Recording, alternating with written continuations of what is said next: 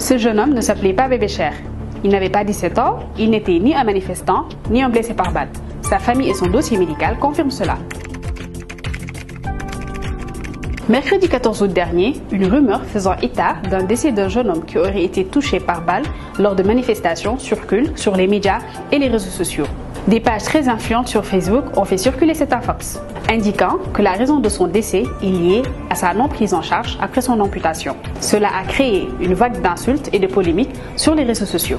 Quelques heures après, les voisins du défunt ont commenté tous les posts relatifs à ce sujet pour indiquer que les informations avancées sont erronées. Certains sont allés jusqu'à dire que la photo publiée ne correspondait pas à l'identité du jeune homme. Une nébuleuse a commencé à se former autour de cette affaire, suscitant ainsi un sentiment d'injustice. Nous avons mené une enquête afin de rétablir le vrai du faux.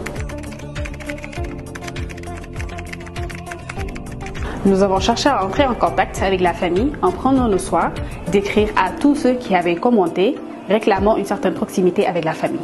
Par la suite, nous avons échangé avec son tuteur légal, Moussa Choban, qui avait en charge le petit depuis l'âge de 8 ans. En réalité, il s'appelle El Hadj Thiam et non Bébé Cher. Il est né en 2004 et son dossier médical nous a même été transmis. Mais par souci de confidentialité et de respect à la mémoire du défunt, nous n'allons pas le publier, mais nous pouvons retenir que le jeune El Hadj Thiam souffrait d'un cancer qui s'est propagé à la cuisse. Il a été amputé le 28 décembre 2023. Moussa Choban nous confirme le décès mais nie toute allégation relative à une blessure par balle. D'après lui, son filleul, avec qui il partageait la même chambre et le même lit, souffrait d'un cancer qui a été très tard pris en charge, raison pour laquelle il a malheureusement perdu son membre. Une cagnotte avait même été ouverte au sein du quartier.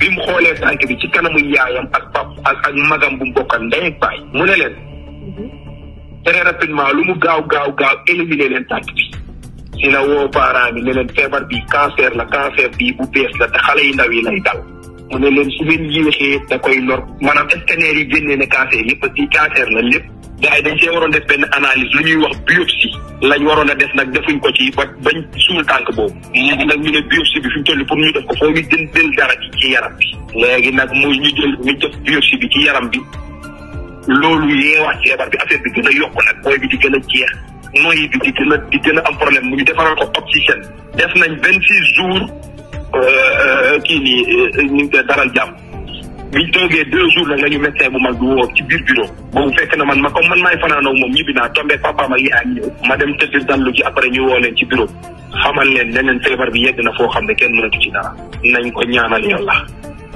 Ainsi, El Hadj Thiam est décédé le mardi 13 août 2024 et l'infox a commencé à circuler le lendemain.